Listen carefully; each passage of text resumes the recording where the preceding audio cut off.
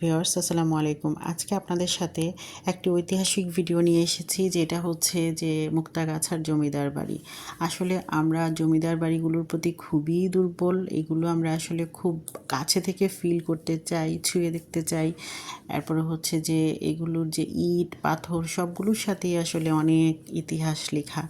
এই যে কত সুন্দর একটা ডিজাইন, মানে কি সুন্দর কারুকাজ করা, প্রত্যেকটা জিনিস এত সুন্দরভাবে গোছানো।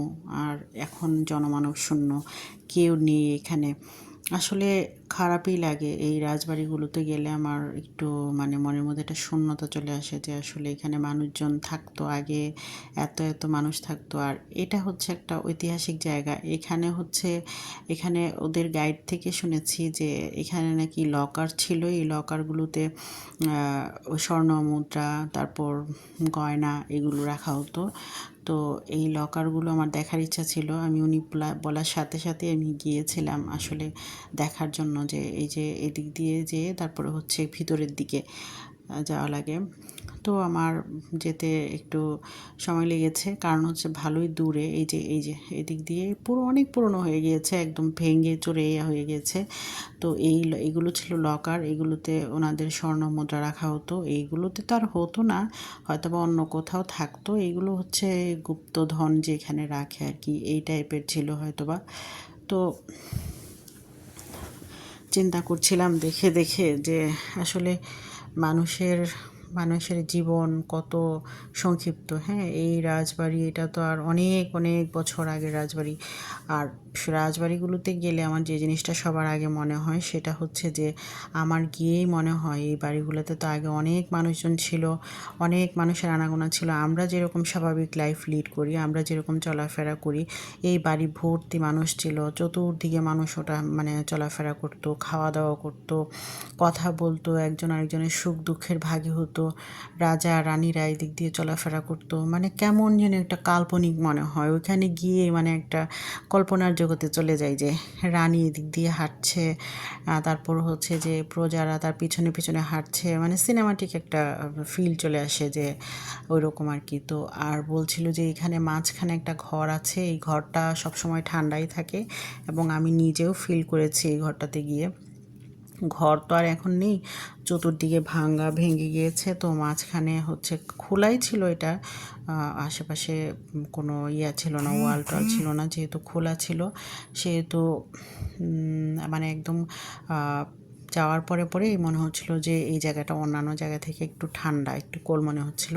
তো উনি বলছিল যে এই জায়গাটাতে মানে এখন যেরকম আমরা এসি দিয়ে হচ্ছে গরমটা নিবারণ করি এসির মাধ্যমে, তো ওই তখনকার সময়ে এখানে এই ঘরটা এরকম ছিল যে এটা ছিল ডাইনিং স্পেসের মতো, এবং ওই জায়গাটা অল টাইম ঠান্ডা থাকতো। এরকম একটা কোনো সিস্টেম ছিল হয়তোবা। তো আমার কাছে এত বছর পরে গিয়েও এই জায়গাটা একটু ঠান্ডা লেগেছে। জানি না এটার কারণ কি, হয়তো বা এটার কোনো সায়েন্টিফিক ব্যাখ্যা অবশ্যই আছে। আর এটা সত্যি কথা যে আসলেই ঠান্ডা লেগেছিলো আমার ওই জায়গাটার মধ্যে। তো এরপরে আসলাম আর একটু ভিতরের দিকে। কত বড় একটা রাজবাড়ি, চতুর্দিকে কত মানে বিল্ডিং বিল্ডিং বিল্ডিং। এই যে পুরনো ইট পাথর কত কিছু আসলে মানুষের মানে কি বলবো, এই যে সিঁড়িগুলো এগুলো দিয়ে মানুষ চলাফেরা করতো। আমার শুধু মানে আমি যত রাজবাড়িতেই যাই, শুধু এই ময়মনসিংহ মুক্তাগাছার জমিদার বাড়ি না, আর আমি যে সোনারগাঁয়ে গিয়েছিলাম, তারপরে অন্যান্য যে জমিদার বাড়িগুলো আছে সবগুলোতে যাওয়ার পরে আমার একটা জিনিসই মনে হতো, সেটা হচ্ছে যে এই বাড়িগুলোতে আগে মানুষজন হাঁটাচলা করতো, এখন তো কেউ নাই, একদম শূন্য, জনমানব শূন্য। বাড়ি ঘর ভেঙে ভেঙে পড়ছে। কত শত বছরের ইতিহাস, কত শত জিনিসের সাক্ষী এই ইট পাথরগুলো।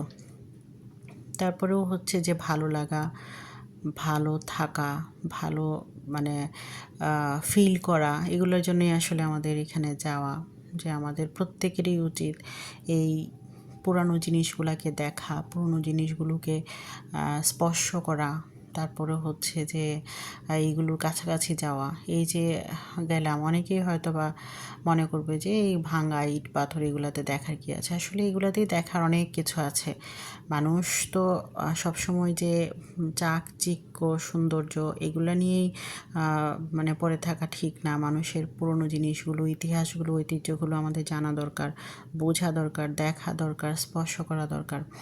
এই যে দরজাগুলো, এগুলো নিশ্চয়ই কত শত বছর আগের, একদম ভেঙে ভেঙে পড়ছে।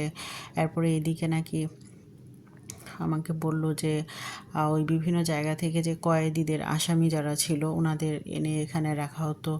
তারপর হচ্ছে এই যে একটা এখন মানে আমি হচ্ছে মুগ্ধ হয়ে অনেকক্ষণ দাঁড়িয়ে থেকে আমি এটা দেখেছি, যে ভিডিওটা করার সময় তো ওইভাবে এত দেখানো যায় না, তো আমি ভিডিওটা অফ করে আমি কতক্ষণ দাঁড়িয়ে দেখলাম যে কারুকাজগুলো, একটা মাঝখানে একটা বিল্ডিং আছে, এই বিল্ডিংটার কারুকাজগুলো এত সুন্দর, মানে হচ্ছে এত নিখুঁত, যে এই এত শত বছর আগে এত সুন্দর করে, এত নিখুঁতভাবে এত সুন্দর কারুকাজ কিভাবে হতে পারে, আমি এটাই চিন্তা করছিলাম বারবার। আর কত দিন না জানি সময় লেগেছে এগুলো করতে। আর তখন তো আর এখনকার মতো মানে সব কিছু একদম হারিয়া হয়ে যায় এরকম তো কিছু না।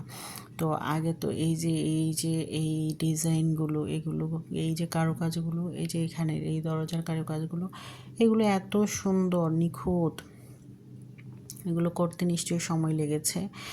আর হচ্ছে যে আমরা এখন সব কিছুই সহজে পেয়ে যাই, সহজে করে ফেলে একটা বাড়ি করা শুরু করি, অল্প দিনে শেষ হয়ে যায়। বাট কারণ হচ্ছে, এটার কারণ একটাই, সেটা হচ্ছে সহজলভ্যতা, যাতায়াত ব্যবস্থার ভালো, তারপরে হচ্ছে আমরা যেটা চাই সেটাই পেয়ে যাচ্ছি। তখন তো আর এরকম ছিল না, অনেক দূর দূরান্ত থেকে অনেক জিনিস নিয়ে আসতে হয়েছে। মার্বেল পাথরের একটা যে বিল্ডিং, একটু আগে যে বিল্ডিংটা দেখালাম সেটা হচ্ছে মার্বেল পাথরের। তো এটা হচ্ছে যে খুবই ইউনিক, খুবই সুন্দর একটা জিনিস। এগুলো নিশ্চয়ই আর এখান থেকে আনা হয়নি, এগুলো দূর দূরান্ত থেকে নিয়ে আসা হয়েছে। আমাদের মুক্তাগাছা জমিদার বাড়ি দেখা শেষ, আমরা এসেছি। মুক্তাগাছার ঐতিহ্যবাহী একটা জিনিস, সেটা হচ্ছে মুক্তাগাছার মন্ডা। যেহেতু মুক্তাগাছায় এসেছি, মুক্তাগাছার মন্ডা না খেয়ে তো আর আসতে পারি না, তো মুক্তাগাছার মন্ডা নিয়ে তারপর বাসায় চলে এসেছি। ভিডিওটা ভালো লেগে থাকলে লাইক